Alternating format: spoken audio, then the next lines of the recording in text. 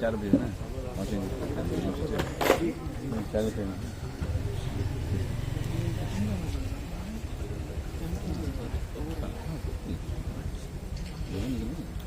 الحمد لله رب العالمين والصلاة والسلام على رسوله الكريم أما بعد قال الله تبارك وتعالى في القرآن المجيد والفرقان الحميد أعوذ بالله من الشيطان الرجيم بسم الله الرحمن الرحيم والذين آمنوا أشد حبا لله صدق اللہ العظیم. بہت دیر سے آپ حضرات نعت و منقبت اور خطاب بہترین خطیب سے سماعت کر رہے تھے. رات کافی ہو گئی ہے، اس لیے کوشش یہ رہے گی کہ آپ کو اکتاہٹ میں نہ ڈالا جائے، کیونکہ بات مختصر ہو اور اتنی ہو جو دل کو اثر کر جائے. اندھیری رات ہے شمس الضحیٰ کی بات کرو. یہ رات اندھیری ہے، پر اس اندھیری رات میں فیضان جاری ہو رہا ہے، اور آپ لوگ کرسی پر بیٹھ کر شراب عشق پی رہے ہیں اور لوگ پلا رہے ہیں.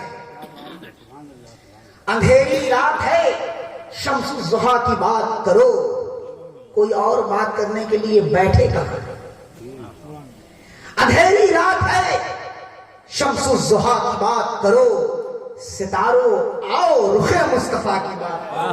سبحان اللہ سبحان اللہ. ستاروں آؤ رخ مصطفیٰ کی بات کرو، اور فریب کھاؤ نہ شمس و قمر کی تابش سے.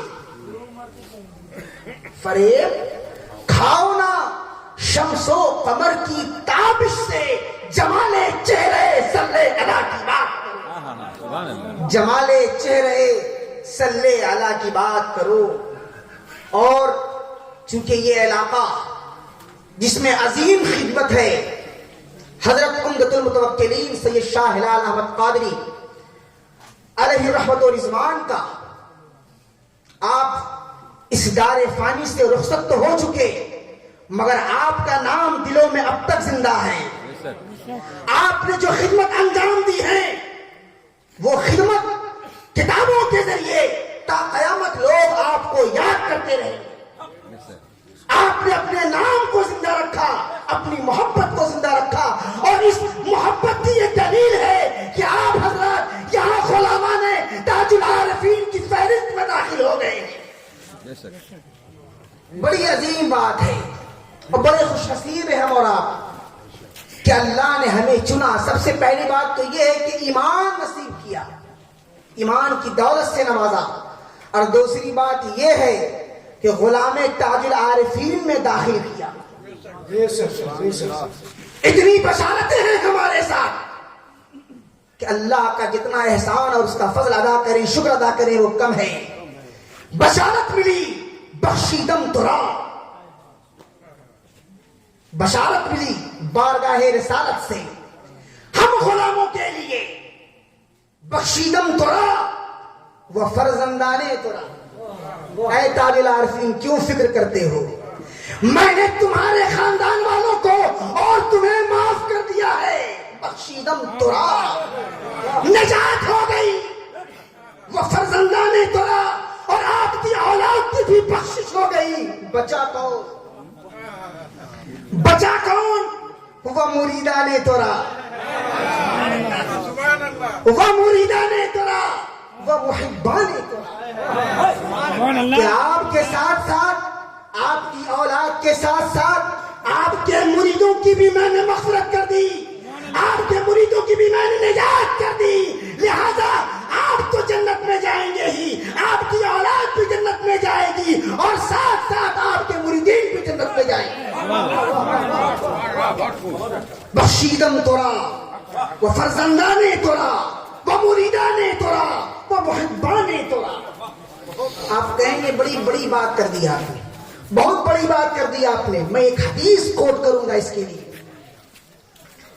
کہ بلا حساب و کتاب جنت میں جائیں گے، اور حساب و کتاب سے پہلے جنت میں جائیں گے۔ سبحان اللہ۔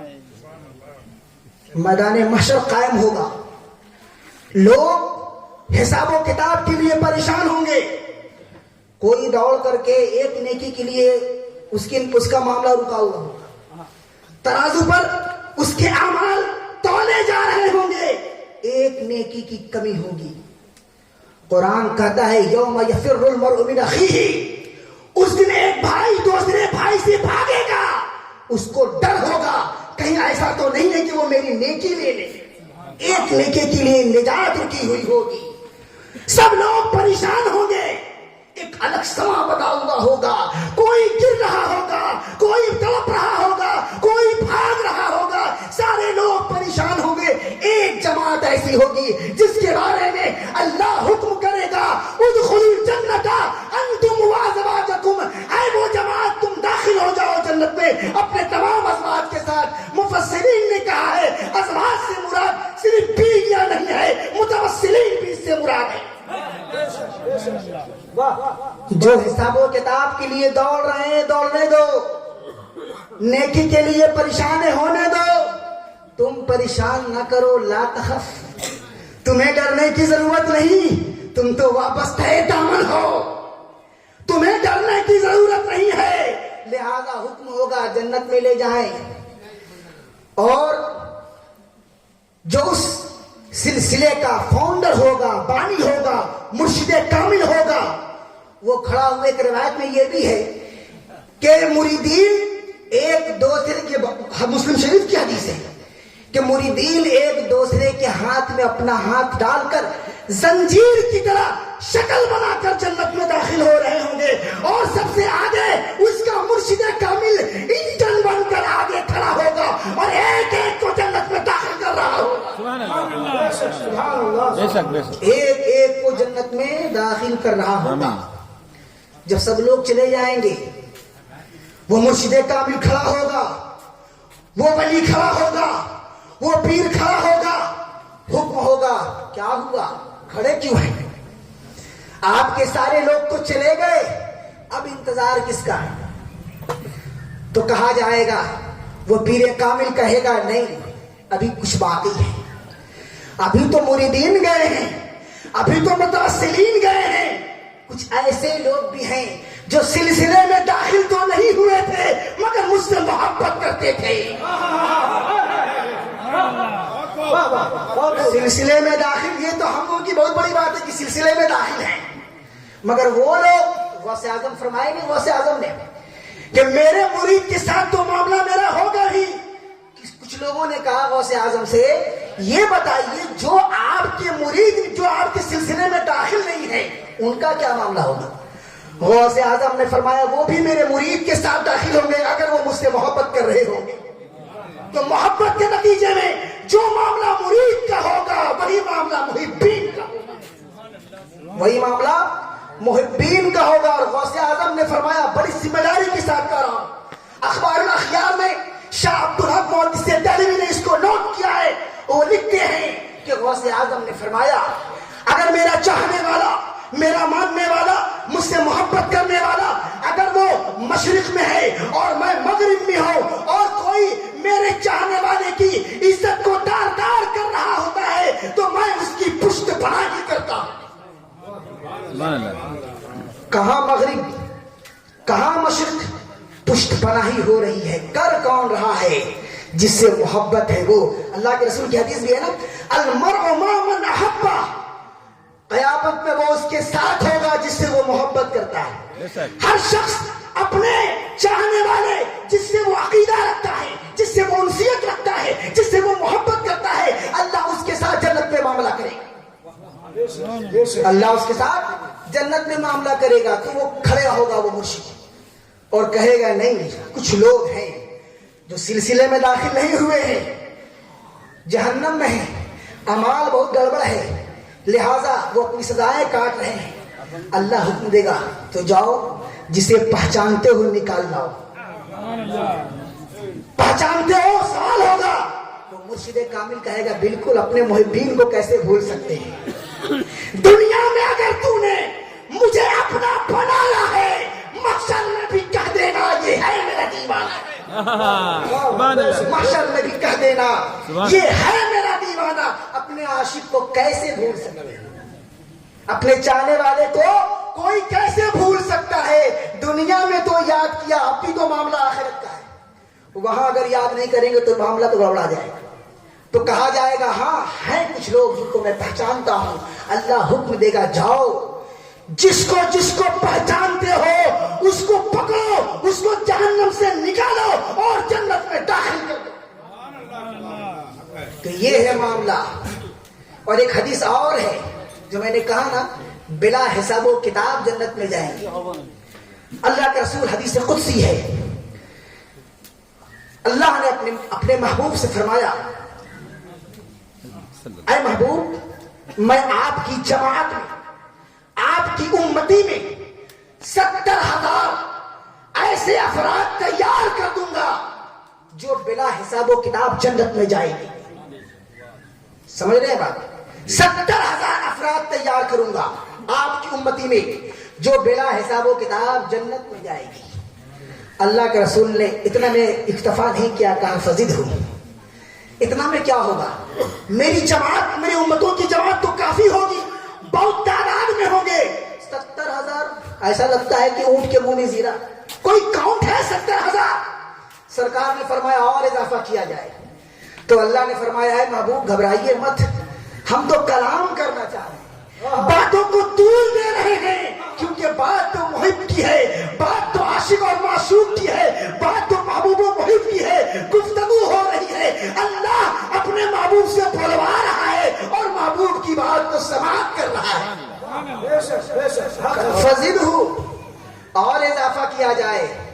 اللہ نے فرمایا ٹھیک ہے محبوب اضافہ کر دیتے ہیں، کہنا آپ نے کہا اور میں نہ کروں یہ کیسے ہو سکتا ہے؟ آپ تو کہتے ہیں نا جب بندہ اللہ کی رضا میں غرق ہو جاتا ہے اور جب صرف اسی کی رضا کے بارے میں سوچتا ہے تو اللہ خود کہتا ہے بندے تو میری رضا کے پیچھے لگا ہے، تو میری رضا کا متلاشی ہے، بتا تیری رضا کیا ہے، بتا تیری رضا کیا ہے، چونکہ اب معاملہ اس کی رضا کا ہے، چونکہ وہ رضا الہی کا متلاشی ہے، رضا الہی کا متلاشی ہے۔ تو فرمایا جائے گا کہ آپ کی امت میں 70,000 میں سے ہر ہزار ایسا ہوگا ہر ہزار جو اپنے ساتھ 70,000 لوگوں کی شفاعت کر کے جنت میں لے کر کے جائے گا۔ 70,000 لوگوں کی مغفرت فرما کر۔ اللہ کے رسول یہیں پر بس نہیں کیے، کہا اس سے اور کیا ہوگا، یہ تو بہت کم ہے، اور اضافہ کیا جائے، فزد ہو، اور اضافہ کیا جائے۔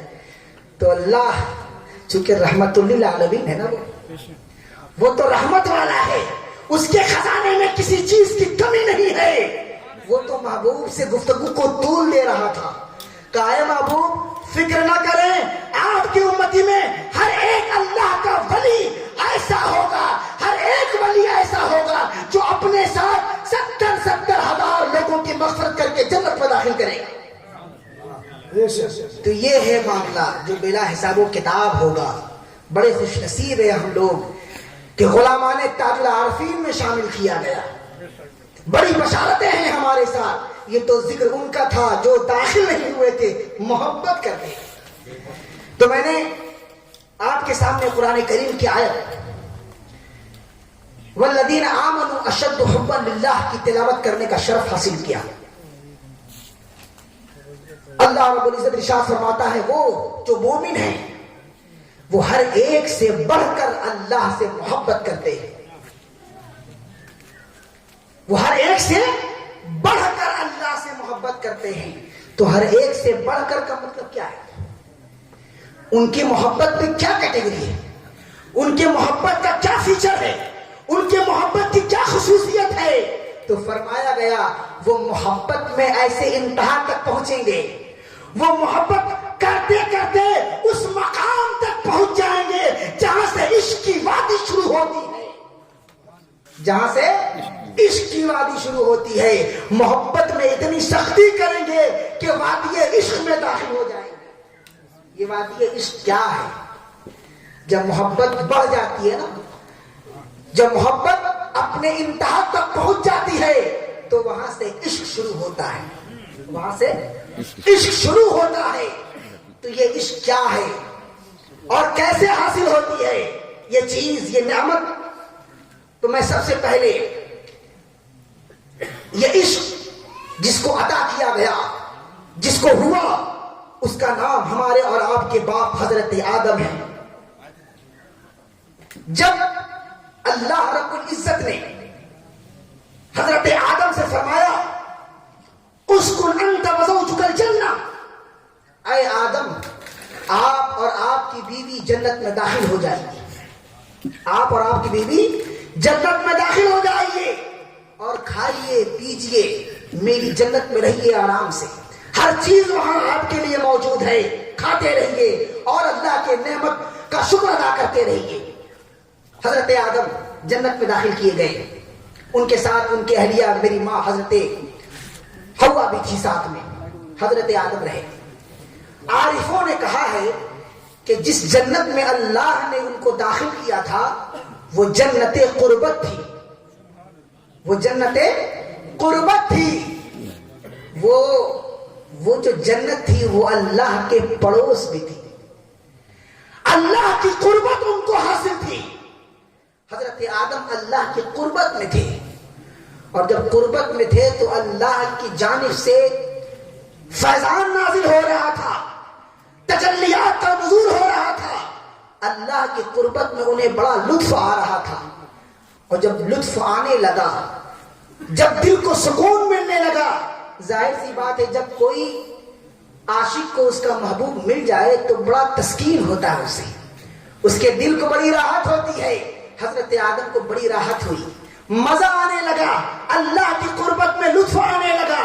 جب آنے لگا تو دل میں خواہش پیدا ہوئی، دل میں ایک خواہش پیدا ہوئی، اور وہ خواہش یہ تھی کہ جو اللہ کے نوازشات ان کے ساتھ تھے یہ نوازشات ہمیشہ ویسے ہی قائم رہے، اور ہمیشہ اس اللہ کی قربت میں مجھے جگہ مل جائے، یہ خواہش پیدا ہوئی دل میں۔ جب یہ خواہش پیدا ہوئی، یہیں سے عشق کی ابتدا ہوتی ہے، یہیں سے عشق کی ابتدا ہوتی ہے، کیونکہ عاشق چاہتا ہی ہے محبوب کی زیارت، عاشق چاہتا ہی ہے اللہ کا اپنے محبوب کا جلوہ۔ وہ اس لیے اللہ نہیں کرتا ہے کہ اس کو جنت مل جائے، یا حور و قصور مل جائے، یا جنت کے محلات مل جائیں، یا جنت کی نعمتیں مل جائے، وہ تو اللہ اس لیے کرتا ہے تاکہ محبوب کا جلوہ دیکھ سکے، تاکہ محبوب کا جلوہ دیکھ سکے۔ اللہ رب العزت جب جنت میں داخل کرے گا تو وہاں ایک جلسہ کرے گا۔ کیا کرے گا؟ ایک جلسہ کرے گا۔ اس یہاں جلسہ ہو رہا ہے نا، آپ لوگ بیٹھے ہیں، تو جنت میں بھی ہوگا، اور وہ جلسہ ہوگا، اللہ تمام جنتیوں کو اکٹھا کرے گا، اور اکٹھا کرنے کے بعد جنتیوں سے پوچھے گا، فرشتوں کی وساست سے، اے فرشتوں پوچھو ان جنتیوں سے کہ جو میں نے دنیا میں وعدہ کیا تھا کیا وہ اسے ملا کہ نہیں ملا؟ تمام جنتی چونکہ خوش ہوں گے، کہیں گے اللہ رب العزت جو تو نے مجھ سے دنیا میں وعدہ کیا تھا وہ تمام نعمتیں یہاں مل گئی۔ اللہ پوچھے گا سب کچھ مل گیا؟ جنتی کہیں گے ہاں سب کچھ مل گیا، تو نے جو وعدہ کیا تھا سب کچھ یہاں موجود ہے۔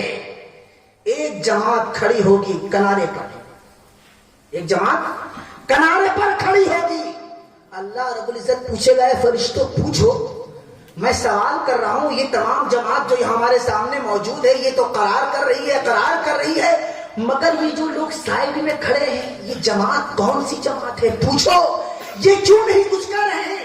اللہ کے سوال پر نہ یہ سر ہلا رہے ہیں، نہ ہاں کہہ رہے ہیں، نہ کہہ رہے ہیں، خاموش کریں۔ تو اللہ کہے گا فرشتوں سے پوچھو کیا معاملہ ہے، یہ خوش کیوں نظر نہیں آ رہے ہیں، کیا وجہ ہے، ان کے چہرے اترے ہوئے کیوں ہیں، پوچھو ماجرا کیا ہے۔ تو فرشتے جائیں گے اس جماعت کے قریب اور کہیں گے کیا ہوا، سب تو خوش ہیں، سب کو نعمتیں مل گئی، سب اپنے اپنے جنت میں جو ہے کہ اپنے اپنے مکان میں خوش ہیں، آپ کو کیا ہوا، آپ کیوں کھڑے ہیں، چہرہ رنگیلا کیوں ہے، اداس کیوں ہے، کسی چیز کی کمی ہے, سب کچھ تو مل گیا, تو وہ جماعت کہے گی نہیں ہم کو تو کچھ نہیں ملا. کہ جنت میں ہو کر کچھ نہیں ملا, ایسے کیسے ہو سکتا ہے؟ تو فرشتے کہیں گے کیوں, محلات تو مل گئے. جو بڑی بڑی آنکھوں والی حوریوں کا ذکر کیا گیا تھا اور بشارت ملی تھی کہ جنت میں بڑی بڑی آنکھوں والے حوریں ملیں گی, کیا مل تو گئی, اب کس چیز کی کمی ہے؟ تو وہ شاخ کہیں گے کہ اس بڑی بڑی آنکھوں والے حوروں کے لیے تھوڑی میں نے اللہ کیا تھا. میں نے اللہ کا ذکر ان جنتی محلات کے لیے تھوڑی کیا تھا. میں اللہ کا ذکر اس ندی کے لیے جو بہ رہی ہے, تجری من تحتہا الانہار, یہ دودھ کی ندی ہے, یہ شربت کی ندی ہے, یہ اللہ کے یہ جو نعمتیں ہیں, یہ جو بہ رہے ہیں, کیا میں اس کے لیے اللہ نہیں کیا تھا؟ میں نے تو اللہ کو یاد اس لیے کیا تھا کہ اللہ کا جلوہ دیکھ سکوں. ہم سے تو وعدہ, ہم سے تو سودا کسی اور چیز کا ہوا تھا, ہم سے سودا دیدار الہی کا ہوا تھا جو اب تک نصیب نہیں ہے.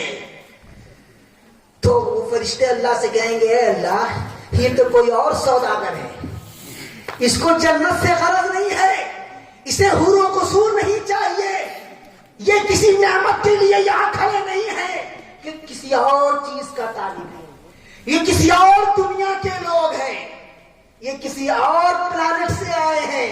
اے اللہ ان کا معاملہ بہت جدا گانا ہے. تو اللہ کہے گا اچھا دیدار چاہتے ہیں, دیدار کے لیے کھڑے ہیں. اللہ پھر خطاب کرے گا جنتیوں سے, اے جنتیوں تمہیں سب کچھ مل گیا نا؟ جنتی کہیں گے ہاں سب کچھ مل گیا. اللہ کہے گا ہر ایک جنتی سے جاؤ, اپنے گھر چلے جاؤ, اپنے اپنے کمرے میں چلے جاؤ, اپنے اپنے مکانات میں چلے جاؤ اور آرام سے رہو. فرشتے سبوں کو وہاں سے ہٹائیں گے. اللہ کہے گا اے فرشتوں ان کو ہٹاؤ اور جو جماعت کنارے میں کھڑی ہے اس کو مجھ سے قریب کرو, اور یہ جو پردہ ہمارے ان کے درمیان حائل ہے اسے اٹھا دو اور دیدار کرا دو. یہ جو پردہ حائل ہے اسے اٹھا دو اور دیدار کرا دو. وہ اللہ کے دیدار سے اپنے آنکھوں کو ٹھنڈک پہنچائے گی, وہ اللہ کے دیدار کے متمنی ہوں گے. اللہ اپنی زیارت سے اور اپنے دیدار سے انہیں نوازے گا. تو حضرت آدم علیہ السلام کو چونکہ اللہ کی قربت میں تھے, خواہش پیدا ہوئی کہ اس جنت سے ہم کو کبھی نہ نکالا جائے. جب یہ خیال پیدا ہوا شیطان نے فوراً دیکھ لیا. شیطان نے, چونکہ وہ تو بڑا دشمن ہے نا, کھلا ہوا دشمن ہے, وہ کب چاہے گا کہ اللہ کی قربت ملے, وہ کب چاہے گا کہ اللہ کے پڑوس میں رہیں, وہ کب چاہے گا کہ اللہ کی نعمتوں سے یہ لطف اندوز ہو, وہ کبھی نہیں چاہے گا. وہ چاہے گا کہ جس طریقے سے اللہ نے میری قسمت میں جہنم لکھا ہے میں اپنے ساتھ انہیں بھی جہنم میں داخل کر دوں. قسم کھایا ہے اس نے, اور نفس امارہ شیطان بن کر ہمارے پیچھے لگا ہے. کل میں نے ذکر کیا تھا نفس امارہ کے تعلق سے, اور اسی نفس امارہ کو اولیاء کرام نفس مطمئنہ میں تبدیل کرتے ہیں اپنی تربیت سے. چونکہ نفس امارہ برائی کا حکم دیتا ہے اور برائی کی طرف آمادہ کرتا ہے. تو شیطان نے تاڑ لیا. کیا دیکھا اس نے؟ یہ دیکھا کہ اللہ کی قربت میں رہنا چاہتے ہیں, لاؤ حملہ کرو اس کے اوپر. حملہ کیسے کیا؟ حملہ کیا سب سے پہلے اس نے اللہ کی قسم کھائی, اور قسم کھانے کے بعد کہا اے آدم میں تمہیں ایک راز کی بات بتانا چاہتا ہوں, ایک راز کی بات. حضرت آدم نے کہا وہ راز کی بات کیا ہے؟ چونکہ پہلے قسم کھا لیا تھا, اور قسم بھی کس کی کھائی تھی معلوم ہے؟ اسی رب کائنات کی جس کے عشق میں حضرت آدم دیوانہ ہو گئے تھے. یار کا قسم, یار کی قسم کھا لی. نام آیا خالق کائنات کا, اس کی قسموں کا. دل میں خواہش پیدا ہوئی کہ ذرا وہ راز تو جان لیں کہ وہ راز کیا ہے. شیطان نے کہا راز یہ ہے کہ آپ کو پتا ہے, چونکہ جب اللہ نے حضرت آدم کو جنت میں داخل کیا تھا تو ایک شرط رکھی تھی, اور وہ شرط کیا تھی معلوم ہے؟ لا تقربا هذه الشجرة, کہ اس درخت کے قریب بھی نہ جانا آدم, اس درخت کے قریب بھی نہ جانا. ورنہ ظالموں میں سے ہو جاؤ گے، اپنے اوپر نقصان اٹھا لو گے، خسارہ ہو جائے گا تمہارا، اس درخت کے قریب نہ جانا۔ یہ شرط رکھی اللہ نے اور جنت میں داخل کر دیا۔ شیطان نے پہلے قسم کھائی اور کہا راز کی بات یہ ہے کہ اللہ نے جس درخت کے قریب جانے سے منع کیا ہے، اگر اس کو کھا لو گے تو ہمیشہ ہمیش اللہ کی قربت میں رہو گے، ہمیشہ ہمیش اللہ کی قربت میں رہو گے، اور یہاں سے تمہیں کوئی نہیں نکالے گا۔ جب سبیل مل گئی، راستہ مل گیا، کہتے نا عاشق تو سبب ڈھونڈتے ہیں، کوئی راستہ مل جائے، ملاقات کا کوئی بہانہ مل جائے، پڑوس میں رہنے کا کوئی وسیلہ مل جائے۔ وسیلہ شیطان نے سجھا دیا، شیطان نے وسیلہ دکھا دیا، دیکھو اگر اس کو کھا لو گے اللہ کی قربت میں رہو گے۔ مگر چونکہ عشق میں ایسے گرفتار تھے کہ جب اللہ کی قربت کی بات سنی، اللہ کا وہ شرط بھول گئے، لا تقربا هذه الشجرہ، بھول گئے، ذہن میں نہیں تھا، اور کھا لیا۔ کھانے کے بعد کیا ہوا؟ حکم ہو گیا دنیا میں چلے جاؤ، اتار دیا گیا۔ یہاں ایک سوال ہے، سوال یہ ہے کہ جب حضرت آدم علیہ السلام کو اللہ سے عشق ہوا، محبت ہوئی، شیطان نے دیکھ لیا تھا کہ یہ عشق کی آگ میں جل رہے ہیں، تو کیا رب نے نہیں دیکھا تھا کہ آدم سے یہ جو خطا ہوئی، آدم نے جو بھول سے اس دانے کو کھا لیا، وہ میرے عشق میں گرفتار ہو کر کیفیت میں کھا لیا۔ کس میں کھا لیا؟ کیفیت میں۔ پتا ہے یہ کیفیت کیا ہے؟ جب ظاہری حال بدل جائے تو یہ کیفیت ہے، جب دنیا سے ہر چیز انسان فراموش کر دے یہ کیفیت ہے، جب انسان اللہ کے علاوہ تمام چیزوں کو بھول جائے یہ کیفیت ہے۔ کیفیت یہ ہے، قرآن کہتا ہے وَتَبَتَّلْ إِلَيْهِ تَبْتِيلًا، انسان جب دنیا سے کٹ جاتا ہے، اپنے رشتوں کو دنیا سے ہٹا دیتا ہے اور اس رشتے کو اللہ سے جوڑ دیتا ہے، یہ کیفیت ہے۔ بات سمجھ میں آ رہی؟ تو کیفیت یہ ہے کہ اللہ سے رشتہ جڑ چکا تھا، محبت دل میں پیدا ہو گئی تھی، عشق میں گرفتار ہو گئے تھے، بھول گئے۔ تو جب شیطان نے دیکھا کہ یہ عشق میں مبتلا ہیں، اسی لیے یہ چیز کر گئے، وہ یہ عمل انہوں نے انجام دے دیا، تو کیا رب کو نظر نہیں آیا تھا؟ وہ تو خالق کائنات ہے، وہ تو دلوں کو جانتا ہے، اس کو تو معلوم ہے کہ آدم نے ایسا کیوں کیا، کس چیز کی وجہ سے کیا، اور کس چیز میں یہ گرفتار ہے، اللہ سب جانتا تھا۔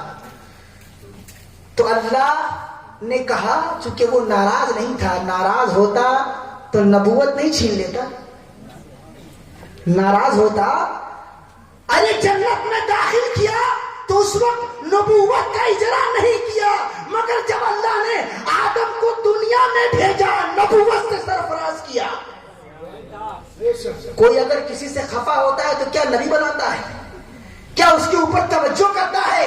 تو پتا چلا رب ناراض نہیں تھا، کیونکہ وہ جانتا تھا کہ آدم کے دل کے اندر عشق پیدا ہو چکا ہے، تو پھر نکالا کیوں؟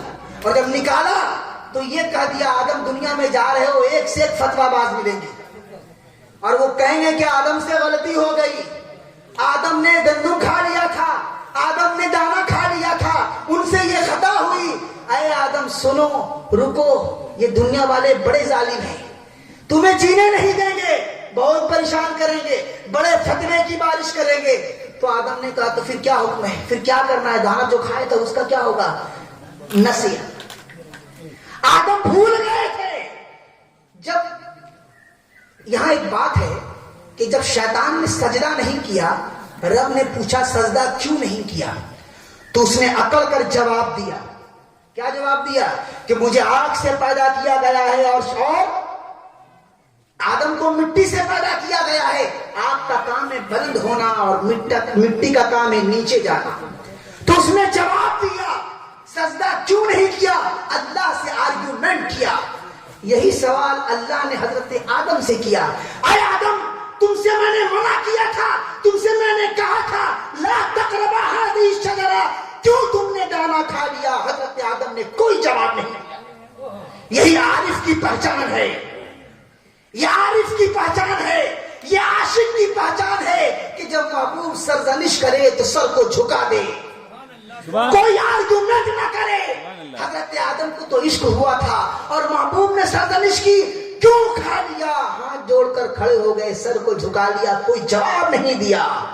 اور جب شیطان سے کہا کیوں کھا لیا، اس نے جواب دیا۔ تو جب جواب دے اور جب زبان کھل جائے تو سمجھو کہ اللہ نے اسے اوپر سے نیچے گرا دیا، اور جب زبان بند ہو جائے تو سمجھ جاؤ اللہ نے نیچے سے اوپر اٹھا دیا۔ تو عاشقوں کی زبان بند ہو جاتی ہے، عاشقوں کی زبان بند ہو جاتی ہے۔ حضرت آدم خاموش تھے، جواب نہیں دیا۔ پھر اللہ نے کہا دنیا میں جا رہے ہو، لوگ کہیں گے، تو اللہ نے خود، چونکہ آدم نے جواب تو نہیں دیا تھا، آدم نے اپنا کوئی ایکسکیوز پیش نہیں کیا تھا، اللہ ایکسکیوز پیش کر رہا ہے۔ کیا کہہ رہا ہے؟ آدم بھول گئے تھے، نسیا، اور آگے فرما رہا ہے وَلَمْ نَجِدْ لَهُ عَزَمًا، میں نے آدم کے دل میں نافرمانی نہیں دیکھی تھی۔ خود اللہ کہہ رہا ہے کہ میں نے آدم کے دل میں نافرمانی کا ایک ذرہ برابر بھی کوئی علامت نہیں دیکھی کہ آدم نے نافرمانی کی ہو۔ اللہ تعالیٰ حضرت آدم کی حمایت کر رہا ہے۔ جب زبان بند ہو جائے، جب سر جھک جائے، جب ادب میں انسان سر کو جھکاتا ہے تو محبوب اسے بلند کر دیتا ہے۔ حدیث میں فرمایا گیا من تواضع رفعہ اللہ، کہ جو تواضع اختیار کرتا ہے اللہ اسے بلند کر دیتا ہے۔ اور جب دنیا میں بھیجا تو جاتے وقت اللہ نے حضرت آدم کو کچھ کلمات سکھائے، ربنا ظلمنا انفسنا وان لم تغفر لنا لنکونن من الخاسرین، یہ سکھا کر کے بھیجا کہ جاؤ اس کے حوالے سے دعا کرنا۔ جب حضرت آدم دنیا میں آ گئے اور آنے کے بعد روئے، صدیاں گزر گئی، روتے رہے، تڑپتے رہے، کیونکہ جدائی ہو گئی تھی، اللہ کی قربت سے دور ہو گئے تھے۔ آپ کو معلوم ہونا چاہیے کہ جب عشق ہوتا ہے تو آزمائش کی ابتدا ہوتی ہے۔ کیسے ایسا ممکن ہوتا کہ حضرت آدم کو عشق ہو جائے اور اللہ امتحان نہ لے؟ جتنے عاشق گزرے ہیں، جتنے بھی عشاق ہیں، جن کو عشق ہوا ہے وہ آزمائش میں مبتلا کیے گئے ہیں۔ حضرت صابر پیا کلیری کو عشق ہوا، 12 سال گلر کے پیڑ کو پکڑ کر کھڑے ہو گئے۔ حضرت بابا فرید شکر کو عشق ہوا، کنویں میں لٹک گئے۔ حضرت مخدوم سمنا کو جو عشق ہوا، دنیا گھومنے لگے، چکر لگانے لگے۔ حضرت مخدوم بہاری کو عشق ہوا، پیا کے جنگل میں چلے گئے۔ تو عشق تڑپاتا ہے، عشق رلاتا ہے، عشق جلاتا ہے، عشق پاش پاش کر دیتا ہے، اور پاش پاش کرنے کے بعد اس اپنے روح کو زندہ کرتا ہے اور اس روح کو اللہ سے ملا دیتا ہے۔ اس شاخ جو ہوتے ہیں نا وہ اپنے ظاہر کو مارتے ہیں اور اپنے روح کو مضبوط کرتے ہیں، اپنے روح کو مضبوط کرتے ہیں۔ جب دنیا میں حضرت آدم آئے اور آنے کے بعد دعا کرتے رہے، وہی کلمات جو اللہ نے سکھا کر بھیجا تھا، اس کے توسط سے، اس کے حوالے سے، اس کے وسیلے سے دعا کرتے رہے۔ ایک دن حضرت آدم کو خیال آیا، اور خیال کیا آیا؟ خیال آیا کہ مجھ سے پہلے کسی ذات کی تخلیق ہوئی ہے۔ آنکھ کھلی تھی، عرش پر دیکھا تھا نام محمد، یاد آ گیا۔ اور یہ یاد آتا نہیں ہے، ڈالا جاتا ہے۔ میں نے کیا کل کہا تھا نا کہ انسان جب غفلت کرتا ہے تو یاد ڈال دی جاتی ہے ذہنوں کے اندر۔ خیال آیا اور حضرت آدم نے سرور کائنات کے وسیلے سے اللہ کی بارگاہ میں دعا کی اور دعا قبول ہو گئی۔ دعا کی اور دعا قبول ہو گئی۔ خالق کائنات نے کہا آدم میں نے یہ کلمہ تو سکھا کے نہیں بھیجا تھا، میں نے تو کچھ اور سکھا کے بھیجا تھا، یہ چیز تیرے ذہن میں کہاں سے آ گئی؟ یہ تمہارے دماغ میں کہاں سے آ گیا؟ آدم نے کہا اے اللہ، جب تو نے میری تخلیق کی عرش اعظم پر دیکھا تھا، لکھا تھا لا الہ محمد، لا الہ الا اللہ محمد رسول اللہ۔ جب میں نے نام محمد کو آپ کے نام کے ساتھ متصل پایا، میں سمجھ گیا یہ ذات بہت اعلیٰ ہے، یہ ذات بہت عرفہ ہے، اس لیے تو نے اپنے نام کے ساتھ اس نام کو جوڑ دیا ہے۔ کہ نام محمد کے وسیلے سے حضرت آدم نے دعا کی اور دعا قبول ہو گئی۔ تو یہ پہلا عشق حضرت آدم نے دکھایا کہ جب عشق میں مبتلا ہوئے تو آزمائش میں ڈالا گیا۔ جب آزمائش میں ڈالے گئے تو فقر کا راستہ شروع ہوا، اور جب فقر کا راستہ شروع ہوا اور فقر کی وادی میں آ گئے تو اللہ نے نبوت سے سرفراز کر دیا۔ اسی چیز کو ایک اور مثال سے سمجھاؤں، اس کے بعد اپنی گفتگو ختم کر دوں گا کہ عشق کیا چیز ہے۔ حضرت یوسف علیہ السلام پر فدا ہو گئی کون؟ زلیخا فدا ہو گئی. اور فدا ہونے کے بعد ظاہر سی بات جب کوئی کسی پر عاشق ہوتا ہے تو محلے ٹولے والے بڑے لان تان کرتے ہیں.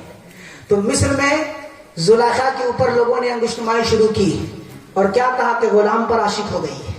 چونکہ وہ بادشاہ کی بیوی تھی, امیج میں لگا, اسٹیٹس کو لگا کہ ارے ہمارے بارے میں عورتیں اس قسم کی باتیں کر رہی ہیں تو کیا اپائے ڈھونڈا جائے. اس نے سبیل ڈھونڈا ان کو خاموش کرنے کا اور کسی اہل دل کے پاس گئی, کسی اہل دل کے پاس گئی اور جانے کے بعد کہا کہ دیکھیے ایسا ایسا معاملہ ہے, مجھے تو یوسف سے محبت ہو گئی ہے, عشق میں گرفتار ہو گئی ہیں اور یہ جو مصر کی عورتیں ہیں یہ مجھ پر لان تان کرتی ہیں, میں کیا کروں.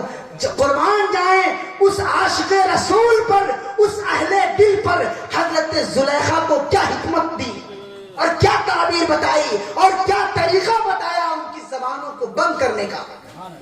حضرت وہ عاشق رسول, وہ عاشق الہی, وہ اللہ کا نیک بندہ, اس نے ایک تدبیر سجھائی اور تدبیر یہ سجھائی کہ زلیخا ایک کام کر, تو یوسف کے عشق میں گرفتار ہو گئی ہے نا, تو یوسف کو ان کے سامنے کھڑا کر دے اور ان کے ہاتھوں میں ایک ایک لیمو دے دے اور چھری دے دے, پھل دے دے اور کیا کر دے, چھری دے دے. اور جیسے ہی یوسف کو ان کے سامنے لانا, یوسف کے چہرے سے نقاب اٹھانا اور ان کو حکم دینا پھل کاٹنے کے لیے, تو زلیخا نے ایسے ہی کیا.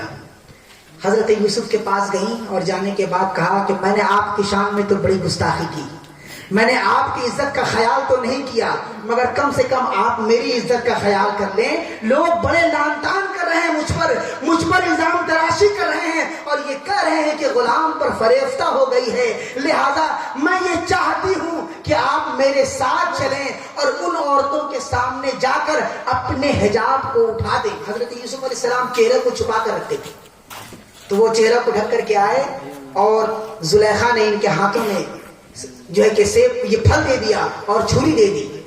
اور جیسے ہی حضرت یوسف کے حجاب کو اٹھایا, حکم دیا کہ تم اپنے پھل کو کاٹو, جیسے ہی ان عورتوں نے حضرت یوسف کے چہرے کو دیکھا, پھل کاٹا, انگلیاں کٹ گئی, ان کو احساس تک نہیں ہوا. اور جب انگلیاں کٹ گئی زبان سے آواز نکلی, حاشا للہ ما ھذا بشرا, کہ خدا کی قسم یہ بشر نہیں ہو سکتا, خدا کی قسم یہ بشر نہیں ہو سکتا. تو کیا ہوگا, وہ تو بشری تھے نا, مگر جب زیارت کی حضرت یوسف کے چہرے کی پتہ نہیں چلا اور نہ انگلی کاٹ لی انہوں نے. قطعنا ایدیہن, قرآن کہتا ہے انہوں نے اپنے ہاتھوں کو, انگلیوں کو کاٹ لیا اور ان کو اس کا احساس بھی نہیں ہوا. اور زبان سے کہا کیا, حاشا للہ ما ھذا بشرا, کہ خدا کی قسم یہ تو بشر ہو ہی نہیں سکتا. تو وہ تو بشری تھے نا, تو جو دیکھ لیتے بشر بشر تو وہ چلاتے ہیں جو دیکھتے نہیں. بشر بشر کا ضرب وہ لگاتے ہیں جس کو عشق نہیں ہوا اور جس نے حقیقت کو نہیں دیکھا, اور جس نے جلوہ دیکھ لیا اس کے زبان سے یہی نکلتا ہے ما ھذا بشرا, خدا کی قسم یہ بشر نہیں ہو سکتا. تو جس نے سرور کائنات کا جلوہ نہیں دیکھا, آپ کی شان نہیں دیکھی, آپ کی مقبولیت نہیں دیکھی, آپ کا مقام نہیں دیکھا, وہ بشر بشر چلاتے رہے. جس نے آپ کے مقام کو دیکھا اس نے یہ کہہ دیا ما ھذا بشرا, خدا کی قسم یہ بشر نہیں ہو سکتا. خدا کی قسم یہ بشر نہیں ہو سکتا. اسی لیے حضرت لال علیہ الرحمہ نے فرمایا تھا کہ وہ بشر بھی ہیں وہی نور بھی ہے, انہیں سے سب کا ظہور بھی. وہ بشر بھی ہیں وہی نور بھی ہے, انہیں سے سب کا ظہور بھی. جو بشر کہیں تو خدا تو خطا نہیں, کوئی ہم سے کہہ دے گواہ نہیں, کوئی ہم سے کہہ دے روا نہیں. نعرہ رسالت فیضان پیر مجید کانفرنس حضور سے شاہ ہلال احمد مادری, نعرہ تکبیر. وہ بشر اور نور کے سنگم تھے. بشر میں بھی سب سے اعلیٰ بشر, اور بشریت تو ایسی بشریت کہ جب مسجد اقصی پہنچے تو تمام ارواحوں کی امامت کر رہے ہیں اپنے اسی ظاہری انداز میں, اپنے اسی ظاہری لباس میں, بشری لباس میں روحوں کی امامت کر رہے ہیں. پتہ یہ چلا کہ اللہ نے بشر میں سے تمام تمام بشروں میں عالم، واہ واہ، یعنی بشر کی معراج ہو گئی. امامت کر رہے ہیں ارواح کی تو بشر کی معراج ہو گئی. اور جب سدرۃ المنتہا پہنچے تمام فرشتے پیچھے ہٹ گئے. جبریل امین نے بھی کہا ہم آگے جا نہیں سکتے، آگے جائیں گے تو پر جل جائیں گے. پتہ چلا اس جگہ سے آگے جہاں قدسیوں کی بھی رسائی نہیں ہے، اللہ کے رسول آگے بڑھے. وہاں پر آگے بڑھنے کے بعد روح کی معراج ہو گئی، نور کی معراج ہو گئی، اور سرور کائنات بشری اعتبار سے بھی سب سے عرفہ ہو گئے اور نوری اعتبار سے بھی سب سے اعلیٰ ہو گئے. وہ بشر بھی ہیں وہی نور بھی ہے، انہی سے سب کا ظہور بھی.